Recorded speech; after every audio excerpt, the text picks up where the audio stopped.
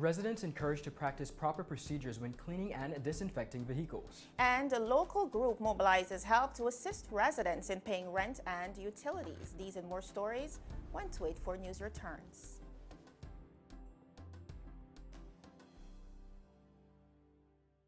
Is business slow, cash flow down, hosting an upcoming event? We can help. Advertise with 284 Media and take your business or event to the next level by enhancing your present marketing and messaging strategies. Allow our team of experts to create a personalized ad that sets your business apart from all the rest. This could be your business or event. So, what are you waiting for? Contact our marketing team at 284media@cctbvi.com. Advertising with us works. Welcome everybody. It's Thursday, April 16th, 2020. I'm Ron Grant. And I am Javon Wilson. Now, viewers, we're following a very troubling allegation that seems to suggest that the generator at the People's Hospital doesn't work. A local resident made a post to social media that said, quote, "How is it that the old People's Hospital building, which still houses the lab, dialysis, and morgue, does not have a functional generator? Patients are usually in the middle of their dialysis session when power goes and have to be taken off because the generator does not kick in. Today was one of those unfortunate days. I think this has been going on for way too long and it needs to be fixed before something serious happens." End of quote. Now, viewers, we reached out to the woman in question who told us that her mother is currently on dialysis at the Old People's Hospital. When questioned on what happens once the electricity goes off, she said, "Patients are forced to choose whether they'll stay or they want to reschedule another session." We also reached out to the relevant authorities here in the BVI, including the health minister and the CEO of BVI Health Services, but up to press time, no response was given. But of course, we'll continue to follow up on this because it is a very frightening reality as we examine our health system here in the BVI. Indeed, and we thank our viewers. Of course, it's out of concern, but there are viewers like this who bring those sort of issues to our very attention. Now, beginning our newscast, Acting Commissioner of the Department of Motor Vehicles, Mr. Gregory Skelton, has stated that practicing proper procedures when cleaning and disinfecting vehicles are crucial in stopping the spread of diseases. Mr. Skelton said vehicles can be considered a highly trafficked area, and that it is very important that they do not become places where bacteria and viruses are transferred. He said, and I quote, "Routine cleaning of surfaces using appropriate cleaning and disinfection methods can help to prevent the spread of the coronavirus disease. The driving public should be vigilant about cleaning surfaces that are especially frequently touched." Now, the acting commissioner outlined that the inside and outside of these vehicles should be clean and properly monitored for any exposure. He issued that persons should pay attention to issues in areas such as the steering wheel, door handles, gear stick, dashboard controls, seat and arm seats, seat belts, handbrakes, the mats, and of course the carpets. Mr. Skelton added that when using cleaning products, it is essential to follow the guidance on manufacturer labels for the safe use of these products on specific surfaces and materials. Owners of vehicles are also ensured that they are properly ventilated. The Department of Motor Vehicles continues its best and tries its best to strive to ensure the safety of operators, passengers, and vehicles that commute within the territory of the Virgin Islands. If anyone has any questions for the DMV department for further information, you can contact them at 494-468, 468-4080, 468-4080, or the Virgin Gorda office at 468-6502. Jovan, we see where this should be encouraged. It's a great issue that the DMV head has brought to our attention. It might be an oversight for many persons, but we go in our vehicles every day and they are prone to a lot of bacteria. That definitely, what we know for sure is that the virus lives on surfaces, especially metal surfaces, for a very long time, and that's why it's encouraged that highly touched surfaces be sanitized and disinfected as much as possible. Viewers, moving right along, in light of the economic hardships that was induced by COVID-19, a local group of like-minded individuals have now found a meaningful way of mobilizing financial help for those in need. This all started when a group of friends decided to partner with VI Technology, Micro Antics Networks, to start a company that they're now calling BVI Hands Free, an initiative that promises to offer monetary assistance to those affected by the restricted economy. The goal to attract donors who in turn can help provide to the vulnerable parts of our population. And to date, they have well over 40 volunteers with intentions to see those numbers increase. Now, we caught up with one of the brain powers behind this effort, local entrepreneur Miss Alexandra Durant, who is very happy to share with us. Let's watch.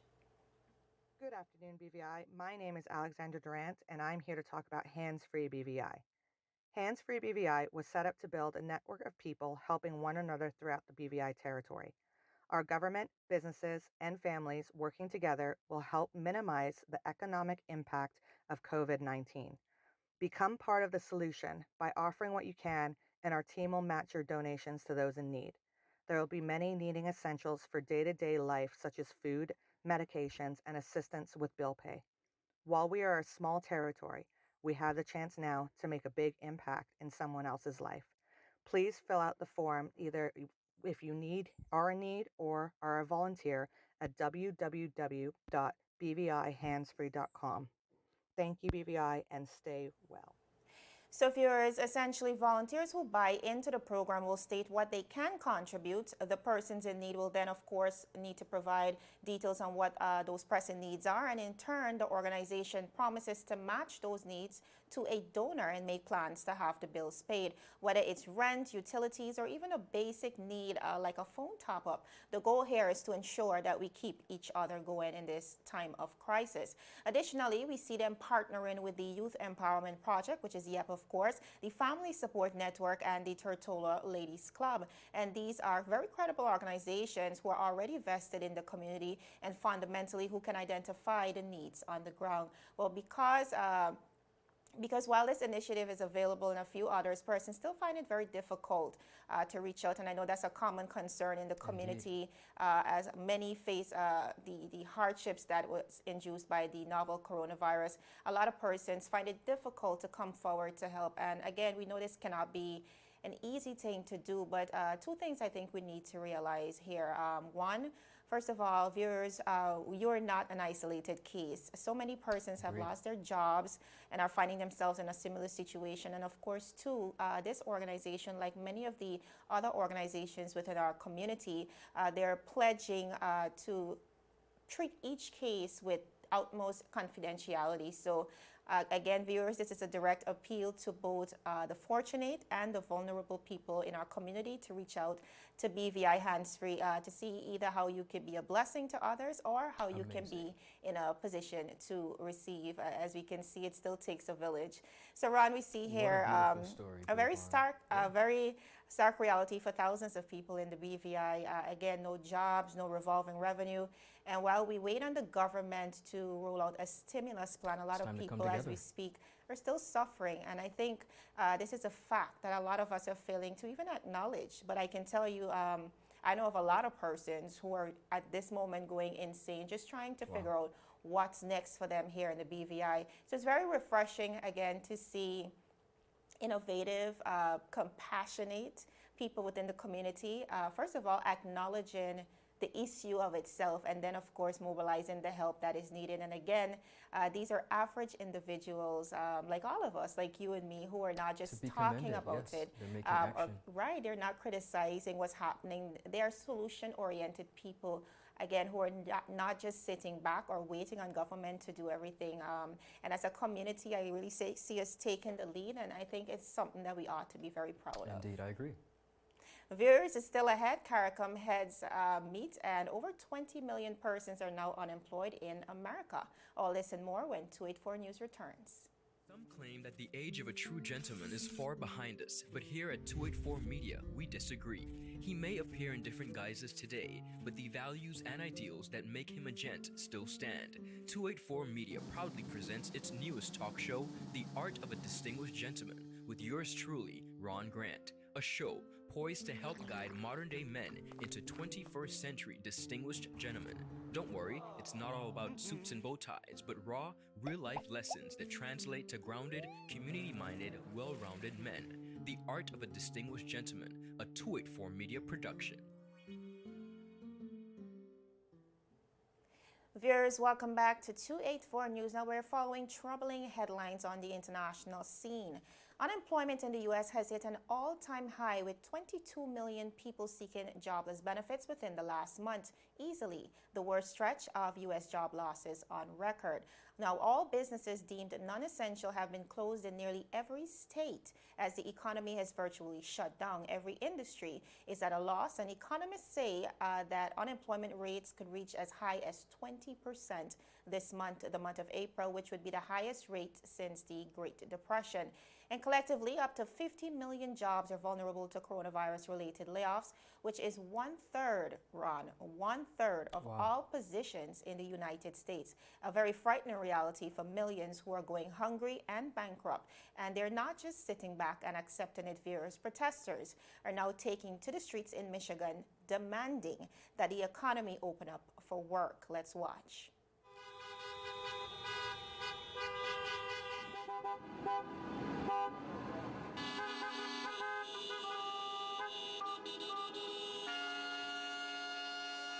Your field trip to the Capitol was canceled? You came anyways. Our community is struggling. My husband is on unemployment for the first time in our life. And it's unwillingly that we're taking unemployment. We want to go back to work. We have employees. We have paychecks to issue. We have bills to pay. The only stores open are Walmart? That's ridiculous. That's why we're here. That is live from Michigan. Now, demonstrators drove thousands of vehicles, many draped with protest signs, to Michigan's state capitol on Wednesday, loudly protesting Governor Gretchen Whitmer's stay-at-home order intended to fight the coronavirus pandemic. Whitmer said Wednesday that she respects the right to protest, but she believes many of the protesters put themselves and others at risk of contracting COVID-19. She said, quote, "I was really disappointed to see people congregating and not wearing masks. The sad irony here is that they don't like being in this stay-at-home order, and they may have just created a need to lengthen it, which is something we're trying to avoid at all costs," she said. Now, additionally, viewers, we see President Trump hoping to reopen the economy for business at the soonest, claiming that the U.S. had, quote, passed the peak of the coronavirus crisis despite a record daily death toll. So, Ron, we see the challenge here, the challenge we see leaders facing around the world. They're basically wrestling with the dilemma of how to return to normal and basically kickstart their economies without the risk of a second wave of infections. And it's a pretty tough decision, I'm sure, for many leaders across the world. This pandemic, unfortunately, presents a reality where we are forced to choose between two very important things, Ron: health and economy. We can slow the spread, we can social distance, we can close the borders. All those things contribute to us being able to beat the virus on our human capital. And while that is very, very important, unfortunately, viewers, it comes at the expense of our economy, essentially drying up all the money flow that we're so much accustomed to. And that's no different for even us here in the BVI, Ron, where the tourism industry houses at least 60% of the workforce. The sailing industry, as we all know, have been halted for at least 100 days. So when we look at it, our entire 2020 tourism industry is completely out the door. Indeed. Airlines will suffer because at this point, no one wants to risk flying, and our financial services sector was already in a negative position even prior to coronavirus hitting, so we can expect even a further decline in that sector. But while that's difficult, again, many leaders are very scared to reopen because their efforts to fight the COVID-19 virus may have been in vain. Well, Jovan, I think it's a worrisome issue, absolutely, because right here locally, as you said, we have had to make sure, the government of the Virgin Islands rather, has had to make sure that we're getting back into our regular routine, but in phases, because what we're seeing here is persons congregating and they're defeating the purpose. But I do understand the level of desperation, and it's a very sad time for us in our country for persons to be experiencing such devastation, and they're literally almost putting, not almost, they're putting their lives at risk for $1 because they have to survive. So our hearts and prayers go out to everyone across the world as they try to maneuver, especially the leaders of our territory, particularly the leaders of our territory right here in the British Virgin Islands. Certainly. Heads of government of the Caribbean community, CARICOM, agreed on a way forward in the community's battle against COVID-19 pandemic. At a special emergency meeting held on Wednesday via video conference, the leaders received presentations from the Caribbean Public Health Agency, the University of the West Indies, the Caribbean Development Bank, and Archbishop Jason Gordon. Here are some of the facts. Dr. Joy St. John, Executive Director of CARICOM, indicated that the region had done fairly well in its response to the pandemic, which was a direct result of the early implementation of measures which helped to contain the virus. She recommends a coordinated approach as the region prepares for the next phase of the virus. The CDB presented the economic implications for the community of the pandemic and ideas for stimulating the economy activity in going forward. Now, the University of the West Indies, their researchers included projections for the future of the virus in the region in their presentation.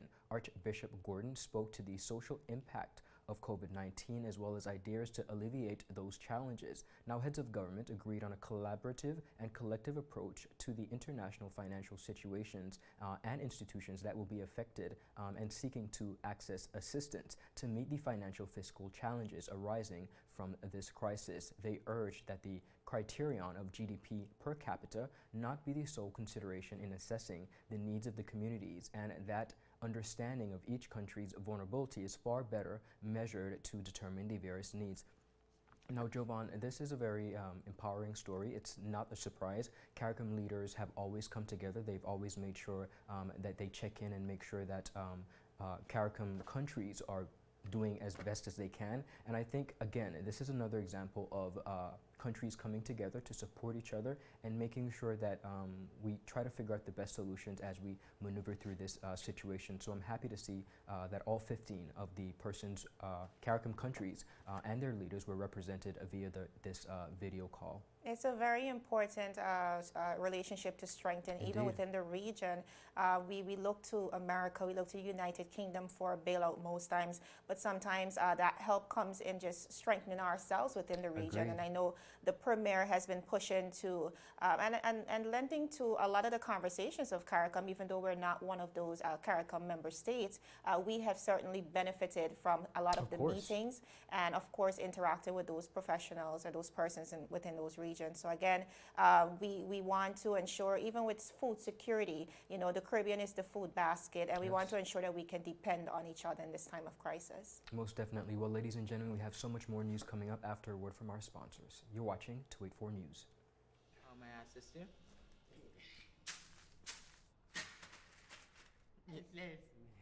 You want top of power? You want top of power? Join the prepaid party with CCT and enjoy more affordable data plans, more top-up promotions, more savings with hero bundles, and more value for your money each and every Tuesday with Top Up Turn Up Tuesday. Visit a CCT store today or anywhere CCT Top Up is sold and top up your phone. 5, 10, 15, 20, 25, 30. You want top of power?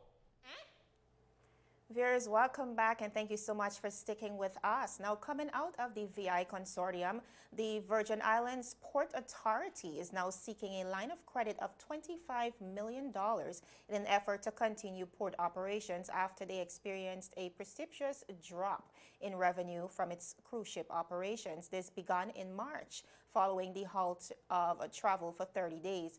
Now, the ban has since been extended well into July by the Centers for Disease Control, which is CDC, of course, in an effort to contain the virus within their 100 days no-sailing policy. Now, for those who would question why the VIPA was seeking the line of credit after the federal government announced more than $41 million for the territory's airports, that is $21 million for St. Thomas, $19 million for St. Croix, Mr. Dow has said that those funds had specific uses on the airport aside and could not be used to offset the other operational expenses. He said, quote, "That could only be used on the airport side, which means we're still in a plight where the Marine is concerned," the executive director said. So ships not coming in, our BVI traffic and anything done on the Marine side, we will have to bridge the gap. So we definitely will need the help, Mr. Dow said. They had yet to be determined, whether VIPA would exhaust all the funds and revisit the board for another approval, or whether the $25 million mentioned above is what's needed to survive these times. He noted, however, that it was necessary to seek the line of credit at this juncture, as it could take anywhere from 30 to 60 days for approval to be completed. Viewers, that is just across the waters in the U.S. Virgin Islands. So we see here the Port Authority requesting basically a bailout to keep their workers employed. And of course, this is a pattern. We've been seeing the same energy across America as well through their Paycheck Protection Program, where we see the government, the United States government, through the federal stimulus plan, affording businesses a forgivable loan to ensure that they keep their businesses open, to ensure that workers continue to be paid, and of course to prevent layoffs. Unfortunately, Ron, we've just learned just a few minutes ago that the Paycheck Protection Program is currently out of money. Wow. That $345 billion program had to stop accepting applications as of just about an hour ago. So now we do not know if that will be replenished, but as of right now, I know persons within the U.S. jurisdictions are grappling with the frightening reality. But again, for us, this one really hits home, because when you think about the industries that, comparing the industries in the USVI and the BVI, we're basically in the same position. Of course, and it brings it home when it's our brothers and sisters across the waters and so close. Economies all across the globe are stretched, they're under pressure. We too here in the Virgin Islands have been having conversations, and I know the territory has its eye on one particular stimulus package, but it's a strain on all ends. I mean, the economy itself is going to take a hit. So we want to keep all our brothers and sisters across the territory and in the Virgin Islands particularly in our thoughts and prayers. Leaders, it's a tough time. Permanent Secretary at the Ministry of Education, Culture, Youth Affairs, Fisheries and Agriculture, Mrs. Carolyn Stout-Igwe, is strongly encouraging parents to complete the Remote Learning Assessment Survey, which was previously circulated. Mrs. Stout-Igwe said, and I quote, "The survey is instrumental to the development of the Education Continuity Plan. Therefore, it is important that it is completed by parents as a matter of urgency. The information gathered will give the ministry a better sense of remote learning access to parents and teachers and students in preparation for the new school term. Parents who are unable to complete the survey during the curfew due to lack of internet access will be able to do so at respective schools once the curfew has been lifted. The schedule will be published later in this week." Now, parents who have internet access and have not yet completed the survey can do so by visiting surveymonkey.com/BVIhomeschool.com. The Ministry of Education will engage educators in further planning and training for online teaching and learning as part of its continuity plan. If you have any questions or concerns for more information, you can contact the Ministry of Education at 468-9491. And on to a very another interesting piece, Jovan. All week we've been talking about persons who are skilled within the different areas, whether it be financial services or money management, and Higher BVI is no other. We're having the conversation. Yes, I love it. Absolutely. And they are going to be putting a webinar series, Surviving COVID-19. It's the first session, Leading Your Team and HR Perspective, and it happens tomorrow, April 17th at 1 p.m. via Zoom. All right, viewers, a lot of good stuff to go over here as we continue to monitor what's happening locally, regionally, and internationally. But viewers, that is it for today. We're out of time, but be sure to follow us for daily news updates at 284media.com. You can also like us on Facebook at 284media and 284BVI on Instagram as well as Twitter. My name is Javon Wilson. And I'm Ron Grant. We'll see you again tomorrow as we deliver your daily dose of local, regional, and international content. 284 News, your source for honest and impartial news. We hope each and every one of you have a beautiful Thursday. Happy Thursday, everybody. Bye-bye. So you're saying I can ask this cat any question? The cat is connected to the computer. You just type in the question, it will read his mind. There the answer comes.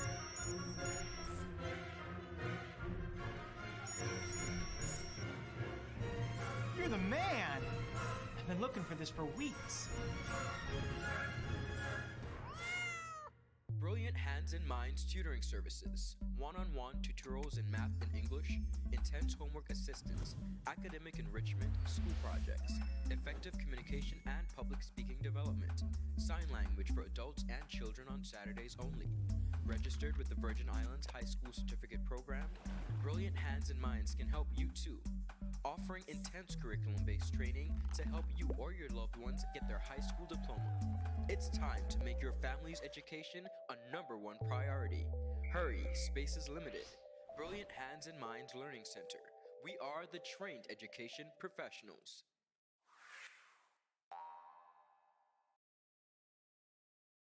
In the final analysis, we have 2 options. Stay inside and create memories that will last forever, or go outside and say goodbye to those memories.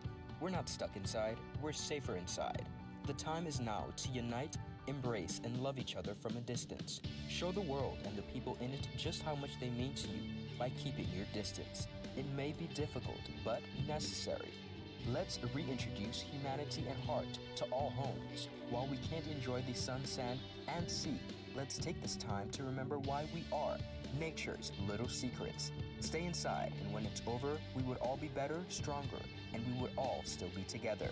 With self-discipline and patience, we can overcome. We are, have been, and will always be VI Strong. A message from your team at 284 Media.